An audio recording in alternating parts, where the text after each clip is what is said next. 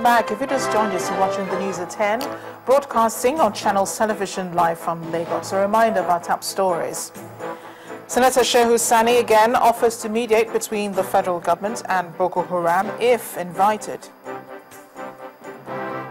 Nigerian Navy sets illegal refinery on fire in Rivers State, warns operators to stop sabotaging the nation. Lagos State government toes the path of the presidency, orders establishment of a Treasury single account for the state. Wreckage of Indonesian passenger airliner found.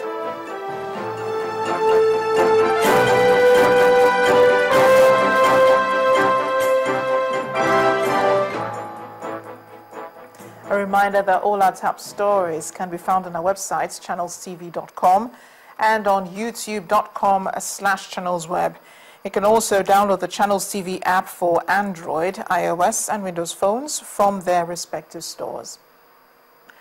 We urge you to please interact with the Channels Eyewitness feature in the Channels TV app on the Android, iOS, and Windows platforms. So for those pictures or videos that you'd like to share with us, please tap the application on your device, swipe to reveal the Eyewitness menu, and follow the instructions. So here's a few of the pictures sent in from all over the country. We begin with this one, showing a wooden bridge which connects Larry, Olorinishola, Olayemi, and Isheri in Igondo area of Lagos State. Our Eyewitness reporter says despite the bad shape of the bridge, motorists have to pay as much as 200 naira to use it, and additional fare depending on the number of occupants in the vehicle. Is therefore appealing to the appropriate government officers to bridge a more reliable bridge. Our next picture is from Nekede Road in Owerri, the Imo State capital. It's a deep gully that's eaten into the road. Our Eyewitness reporter is urging authorities to help fix this as soon as possible. We'll end with this picture of a flooded road in Maraba Kefi in Karu local government area of Nasarawa State. Our reporter says the flooded road is as a result of bad drainage. Is urging that government thinks more about preventing situations like this by creating more drainage, enlarging the drainage for easy flow of floods during the rainy season. Thank you for sending in those pictures, and do remember that you can also be an Eyewitness reporter for Channels Television.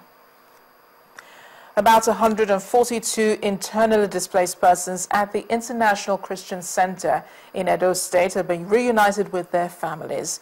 During a farewell banquet for the families at the government house in Edo State, Governor Adams Oshomole said the federal government will not relent in its efforts at fighting insurgency, adding that those remaining at the camp will be catered for. This is the first set of departure at the camp since it became home to over 1,000 internally displaced persons since 2013. No naval officer caught aiding and abetting crude oil theft will be spared. That's according to the Chief of Naval Staff, Admiral Ibok Ete Ibas, in his CNS dialogue with senior naval officers at the Eastern Naval Command in Port Harcourt, River State. In his words, a CNS hinted that the Navy is re-strategizing to make life unbearable for crude oil thieves in the country. This followed the destruction of an illegal refinery by the base operations of Nigerian Navy ship Pathfinder in the creeks in Kathwan Channel Axis in River State. Our correspondent, Emmanuel Irei, reports. Men of the Nigerian Navy getting on board gunboats at NNS Pathfinder jetty in Port Harcourt, the River State capital. It's a mission into the creeks to carry out a routine operation against oil theft, which, according to the Navy, has been intense in the last 2 months.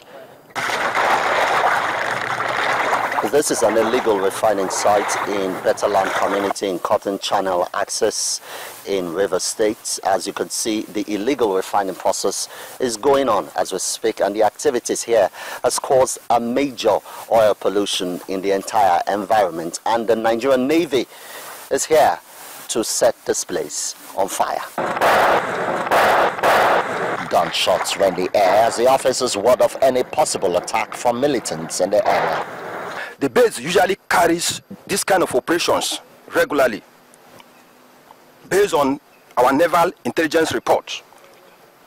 This is a big Cotonou boat used by the crude oil thieves to carry the stolen product. What we are seeing here is a storage tank where the stolen crude oil is discharged for onward refining. The base operations officer takes us through the site. Made of manually constructed tanks and suspended by the various drums, as you can see. Then the men set it on fire.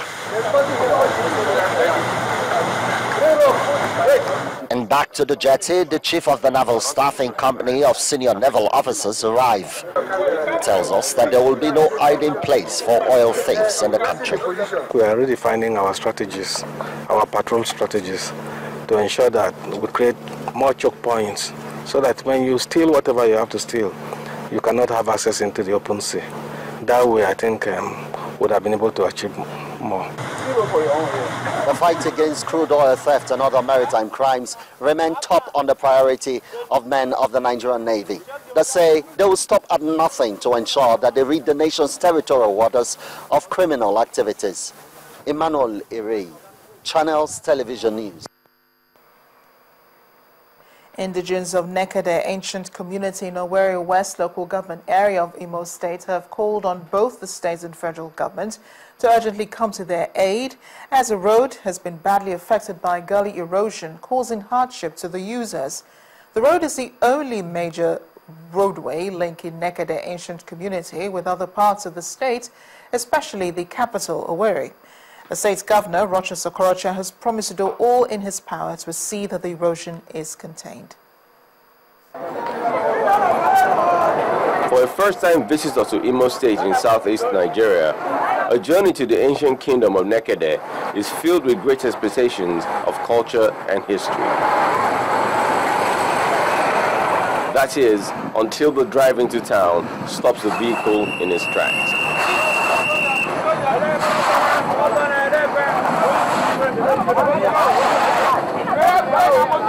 Others that are lucky to avoid that fate are forced to drive in a single lane. This danger sign heightens the curiosity about what lies ahead.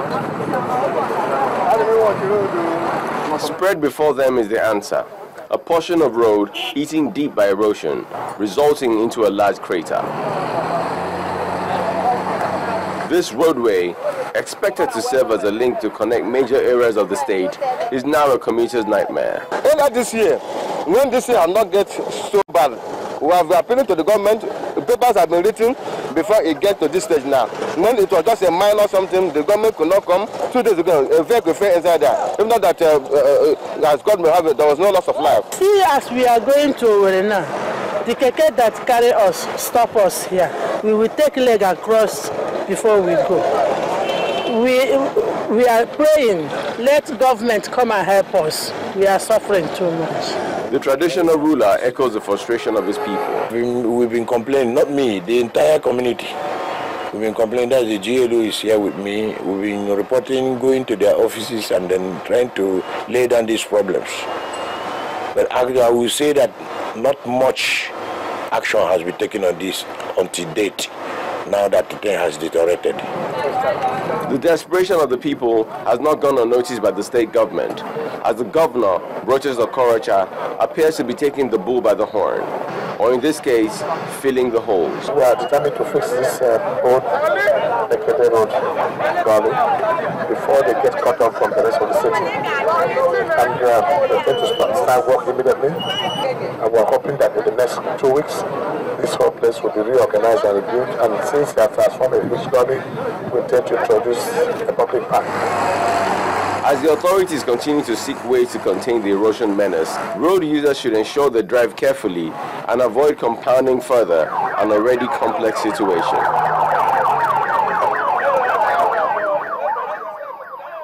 To another community now established some 21 years ago, Warawa local government area of Kano State appears to have been left out of the state's recent infrastructural transformation.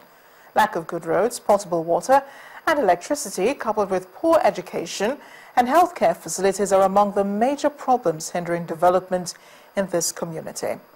That's where our community report tonight is headed. It highlights the peculiar challenges of Warawa community and the people's call for government intervention.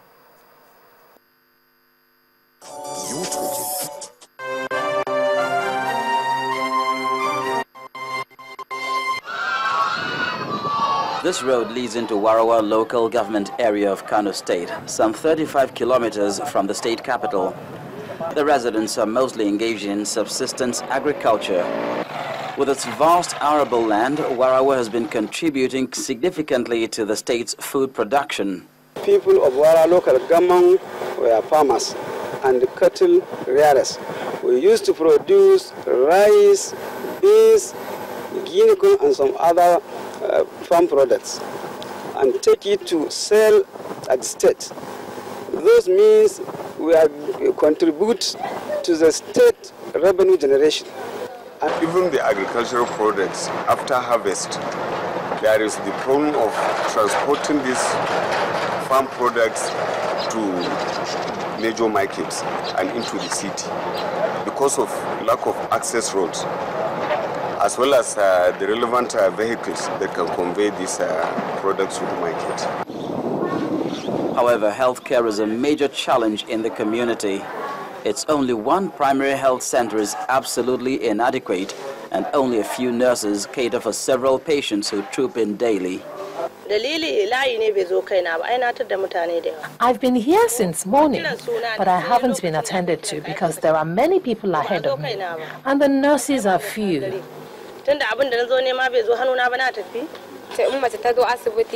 We have heard of government's free medical treatments for pregnant women, but this is the second time I'll be coming here and no one has given me free treatment. I paid for my drugs. Despite Kano State's free education program, primary school pupils attend classes in dilapidated buildings.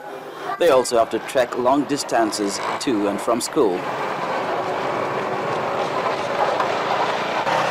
The presence of transformer, electricity poles and power lines notwithstanding, electricity supply is virtually non-existent in Warawa. You can see the Warawa local government is not even connected to national grid. There is no supply of electricity in Warawa local government. Everybody is using those that can afford have this I pass my neighbor generator. The people say they depend on water from Woodil water treatment plant, but the supply is at most twice a month.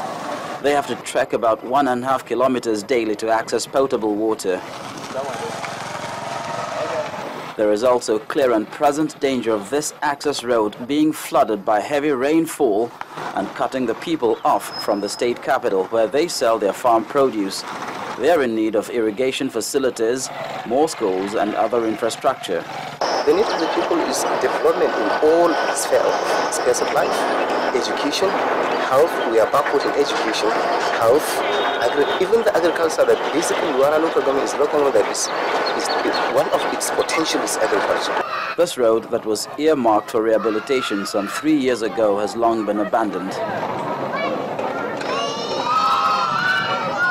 It was given to a contractor by the state government, and the contractor didn't do work. Then they collected from that contractor and given to another contractor.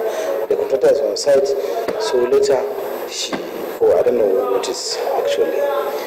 As far as basic amenities and welfare are concerned, Warawa community appears to have been badly shortchanged and in desperate need of government's urgent attention, considering that it's a mere stone throw from the state capital.